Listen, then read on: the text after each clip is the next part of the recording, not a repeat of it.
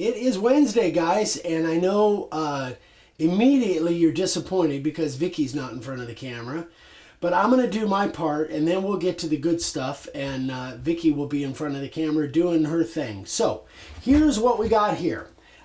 This is a sled that I built, or I don't know, it's a jig, whatever you want to call it. I'm calling it a sled, but it could be called whatever. But there's two different pieces, and I want to get to them and show you what I did right and what I did wrong. So here I built the whole thing out of 3/4 inch MDF because I wanted it nice and stable and strong and hefty, which it is. So here's what it looks like on the bottom side. And I put the whole thing together with screws and glue because I wanted it to be nice and stable. The things that I didn't do right, I think I did more right than I did wrong. But I drew my lines, and I just, indiscriminately put my screws in there, glued the whole thing together, clamped it, and it actually feels, and it has worked really well. We used it already on that first table. What I did wrong is on one of them, we have the MDF actually down here in the corner, the MDF actually started to split. So I think, and I missed a couple times too. I missed on my screws, so I had to back that out and kind of grind that down a little bit. But the slab sits in here, and so it really doesn't need to be that precise. But anyway, it kind of bothered me, so I would have backed this off a little bit and drilled a little bit bigger hole for my screws. I think that would have eliminated that one spot of the MDF kind of breaking out or starting to split on me there.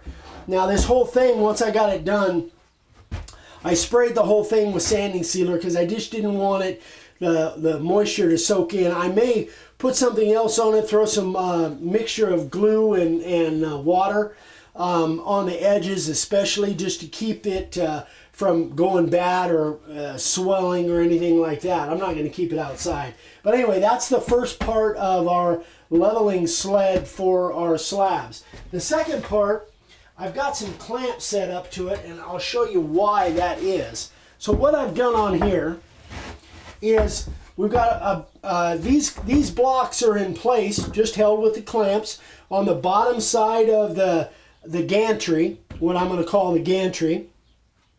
I cut my slot in there, and these just keep it from going too cattywampus when you're sliding it down the rail. So it's got about a 3/4 inch gap so that you can easily slide it, and it's not too tight, and it stays somewhat in register to where your slab is. That's obviously adjustable. You can do it however you want. Now these top blocks, the reason we really put these top blocks in here, what? No, because Vicki doesn't know when to stop. Well, you might notice over here, there's a little bit of a notch. That wasn't originally planned to be there. And I'm just going to say it like that. We'll leave that. And then on the bottom side of here, you can see that doesn't look quite like the other end. Oh, wait a minute, let me see. Learning curve. Right. So when Vic was going through there, she just went a little bit too far and kind of cut that. So I thought, well, maybe I can solve that issue by just putting a block in there, and we just use the clamp. So we've got, this could be, can be adjustable, make it a bigger block if you want, but we just got them on there by clamps, got the handle on the bottom side so they don't get in the way. Now where's my base plate? So here's my base plate. We're going to use the 618 DeWalt. And so now we know that this thing, Vicki could handle this. I'm going to be with her the whole time, but she really could handle this from one side and move it a little bit and work the whole thing, down herself. So now another fail that I had was that I didn't leave quite enough gap in here, and one of these kind of went sideways on me. So if you look down in here, and I'm not sure with the camera, down in here looks like there's a little bit of a groove. Well, it was tight. It was too tight at this end, so I had to take the Dremel and kind of open that up a little bit. and now it works just fine. There's plenty of space, so it'll go all the way. Now, one thing that we have to do with this is make sure that these blocks, our slab actually is about, let's see, slab at the widest point is about a little less than 18 inches. So we have to make sure that our throw goes past the slab. So that will be adjustable depending on what it is that you're leveling. What we're going to do is we're going to move this whole operation outside and do it all out there. This thing creates a ton of sawdust. So let me show you what bit we're using. This is one, honestly, that oh, there it is. Yeah, that I just went down and bought it at Lowe's. It's a Freud bit, or no, excuse me, it's a Bosch bit. And I think is it 1 inch or 3/4? It's 3/4 inch. 3/4 inch diameter. So it'll cut 3/4 of an inch at a pass. You can get bigger bits, obviously. It cuts a lot faster than, so this is the bit that I actually bought. I just got it down at Lowe's. I think it was, gosh. Like $25? Yeah, it was $15-20. I don't think it was really much more than $20. Anyway, we used it on that, on those, on Monday. We used it on that first table and those little floating shelves. It actually worked really well. So what we're gonna, I think that's all the details on this that I wanted to show. We're gonna take this whole operation outside because this thing creates a ton of dust and it would fill up in here real quick. And it's nice outside, there's not any wind. So we're gonna take the whole operation outside and Vicky's gonna get to leveling this, this slab. See you in a minute. Okay, so we're going to start on our table and we're going to go through kind of a process of what we're doing and some of the mistakes that we made and what we've learned from those mistakes. First thing that we learned is Eric's little pad that he puts on the table. We put this down so that the board can't move when you're routering it, whatever. But then also you want to make sure it's level, it doesn't teeter. You want to make sure that when you're going over this, it's level so that your board comes out level. So what we did, we made it, it's pretty much even, but Eric pulled out one of these little popsicle sticks and shimmed it up just enough to where it's not teetering at any point on the board. So now, I guess we're going to give it a go. So you're going to start at this end and work your way to the other end. Yes, I'm going to start up here and then I'll work my way back. This is a little awkward, so bear with me. It's a little heavier with the router on it than just sliding it back and forth. So, and we had to turn those clamps. We had to turn the clamps up and down because they kept hitting the table over here. So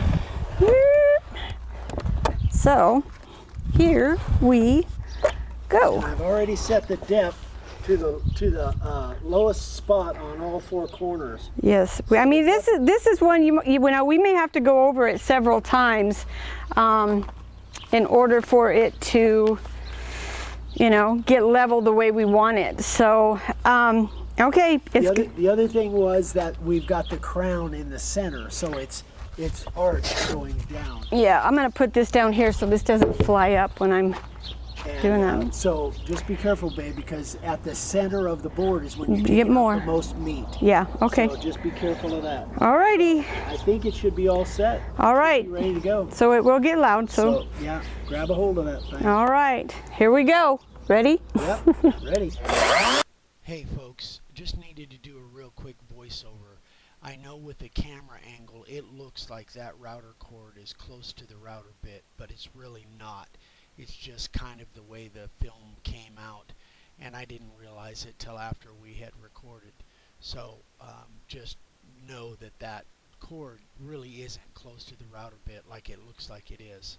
Just wanted to let you know. Oh, I had a knot. Went a little too far. I'm just going to go back and go over that.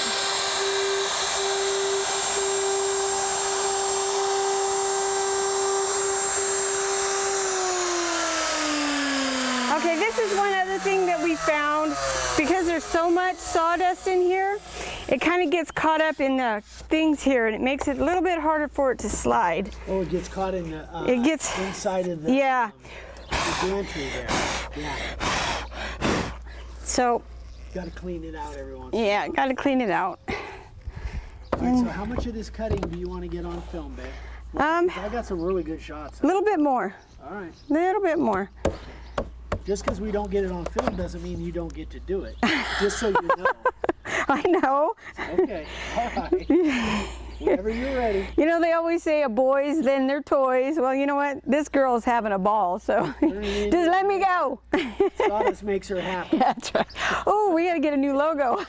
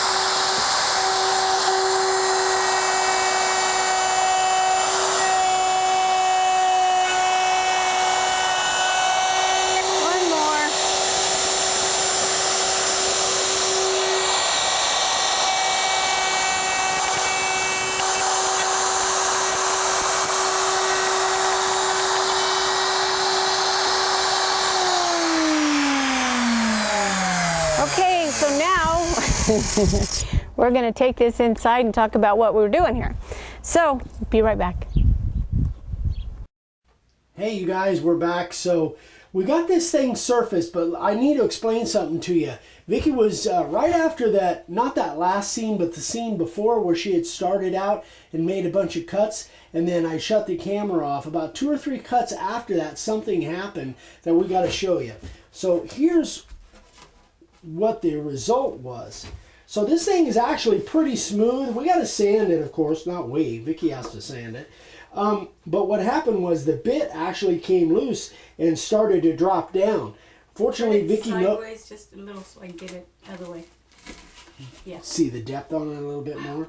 My ears are ringing. So Vicki fortunately caught it pretty fast, but she hit this knot and the bit came loose. Actually, kind of almost came out. So what had happened was I had the bit out to the last, I don't know, I had it in there about a ½ inch, but I should have checked. The other way. There you go. I should have checked and made sure the bit was tight. The last time we used it, it was, but I should have checked it before we ever started this board. That was my mistake. Fortunately, Vicki caught it before it did any real damage.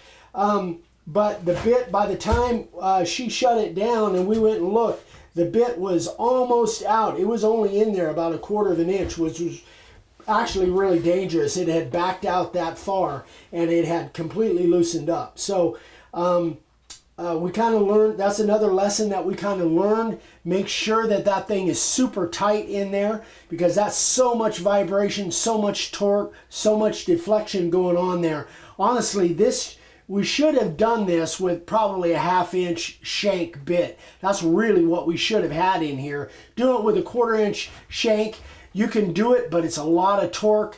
If you're going to do this, I would suggest if you've got a bigger router and you can get a 3/8 or a ½ inch shank bit, that's really would be the optimum for this, not try and do it with a 1/4 inch shank. We made it work, but anyway, so now Vicki's going to come on and tell you what we're going to do about it. Okay, Eric jumped again. Okay, so you saw we had a little Mishap. little oops, but that's okay. This is going to look really good. I thought about taking it and just taking that router bit and bringing it down that much further, but I kind of like, if you look at it, I don't know how close you can see in there. You don't want to go too close, but, and then it's right here where this knot hole is. So I am going to sand this whole thing down. Eric's going to teach me how to use the belt sander, so it makes it a little easier. Sand it down, and then I think I'm going to have Eric use his spiral bit, his flat bottom spiral, right? And kind of actually blend this in a little bit. So we're going to have deep pond, and it's going to have shallower pond when I go in to do my blue. Yeah. So I think it's going to look really good. Theoretically. So Eric said, what was it you said? That's the difference between a good woodworker and a great woodworker. Yeah, well, I'm neither, but I think it's going to look good, and if not, it's okay, because these are my mistakes.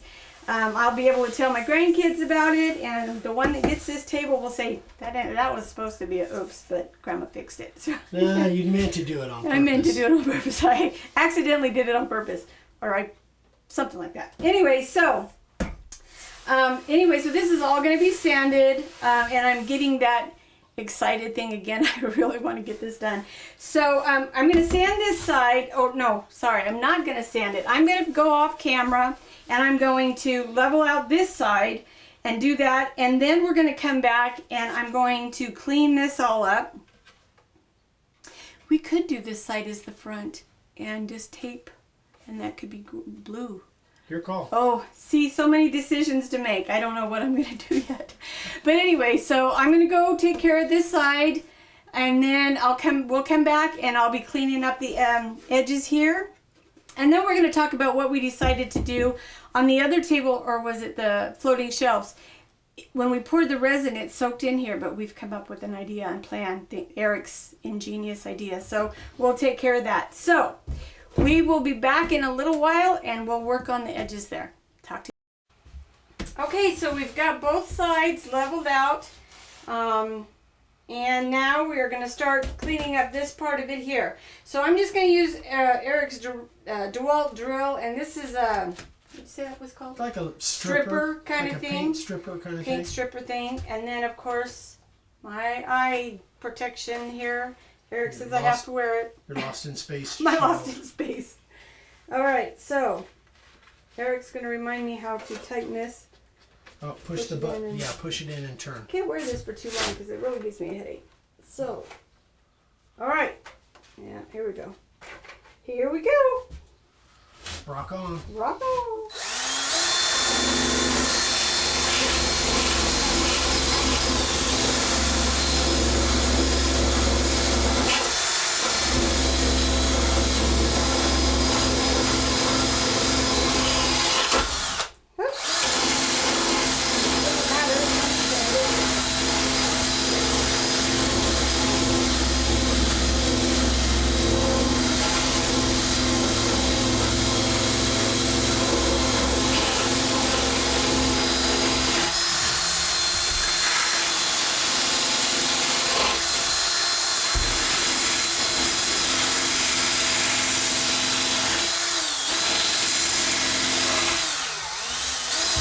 Which way you said to turn it? This way? Yeah.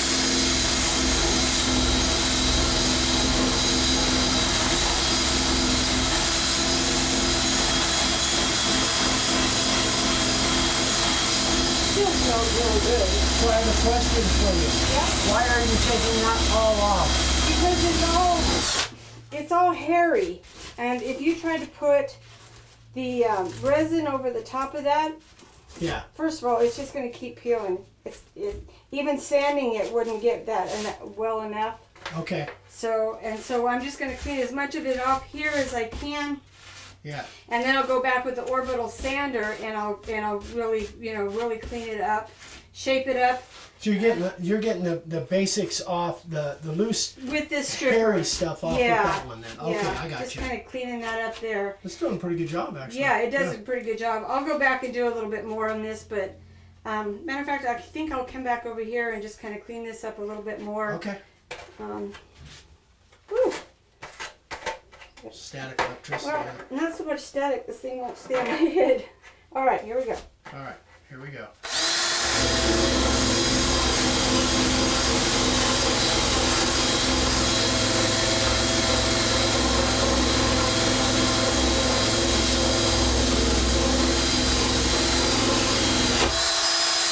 It's a little tough on those corners. And it's the white underneath here, the white wood. That's what you saw on the other table. It's like this, Yeah. and it's so pretty. And this, I mean, this. So is, that's what you want to get down to. That's what I want to get down to. Yeah.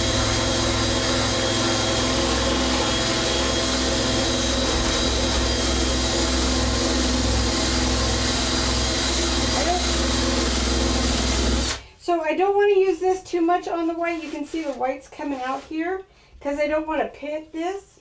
I don't know if you can hear me. I don't want to pit this up too much, but once I get the sander, that orbital sander will clean this up really nice to make it look white. Gotcha.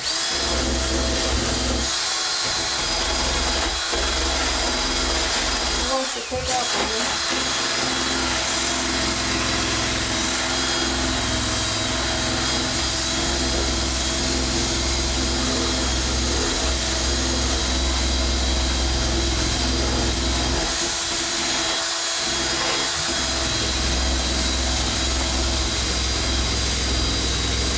I'm sorry.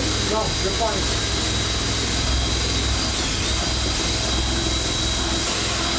See, you can see here we're getting down into this, Oh yeah. the white.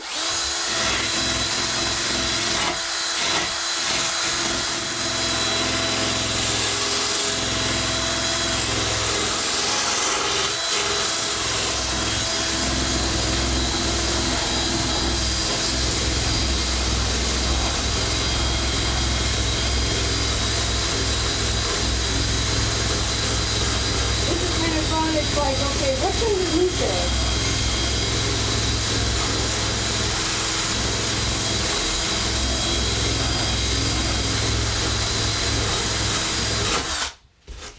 Okay, I think that's good. I'm not going to finish the whole thing on camera because it could take a little while. I got a lot more to do on here cleaning this up.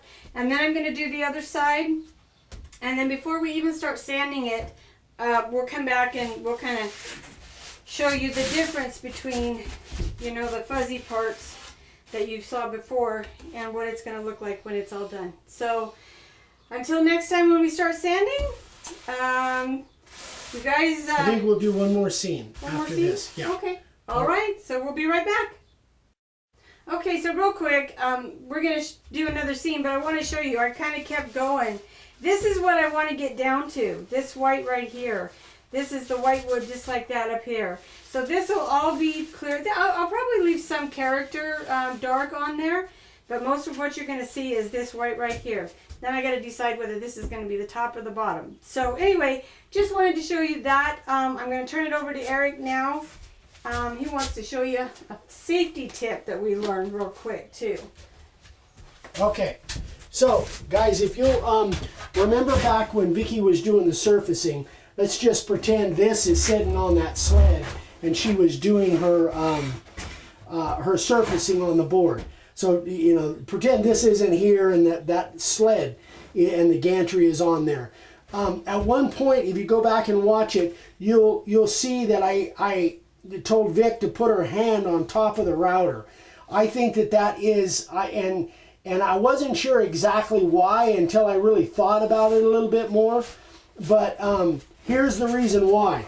I gave Vicki 3 reasons why I thought it was a good idea. Number one, if you've got your hand up here, you've got a little bit better control of that router. That router really is made with 2 handles for a reason. It's so you can keep control of it. That's number one. Number two, go ahead and come up to me, babe. So number two, if you can get this and then the number 2 reason is to keep downward pressure. The more downward pressure that you have on that router, the less chance that thing is going to come up or tip. It's probably not going to tip, but if it hits a knot, it could jump. If you've got 2 hands on that router, you're going to have better control. Third, and more important than anything else, is if you know that both of your hands are here, then you know for a fact that your hand isn't down here. And when we had that little mishap with hitting that knot, it's possible that bit could have come out, or worse yet, that bit could have broke. If a bit had snapped off and Vicki had her, or me even, had her hands down below the surface of this thing, you never know what can happen. So you know that if you've got both hands on that router, those are the 3 reasons, safety-wise, that you want to make sure that you've got full control of that router, that you've got downward pressure, and that both those hands are above the below surface of that gantry. So that's super, super important. The more I thought about it, the more it is very, very important from a safety standpoint. This is really dangerous. If you don't know what you're doing and you're not paying attention, man, that thing will take your hand off in a hurry. So anyway, I think that's it for this video, guys. We got a lot in. I hope you learned something. I'm so proud of my lady. She's doing an awesome job. She's definitely a maker now. So anyway, guys, Friday's video, we're going to carry on more of this. Vicki's going to keep going. We're going to keep going on videos on this thing until we get it done. So everybody, hope you're having a great week. We'll see you on Friday. If you like this, please give us a thumbs up. If you haven't subscribed yet, we'd love for you to. Be sure and click that little bell icon so you get notifications. Thanks for all of the support and all of the shares and the likes. We love you all. And thank you. don't forget, on Make a Wood Sign on Instagram. And there's our website. If you guys need supplies or whatever, you know the drill. We'll see you on Friday, guys. Have a great one. Bye-bye.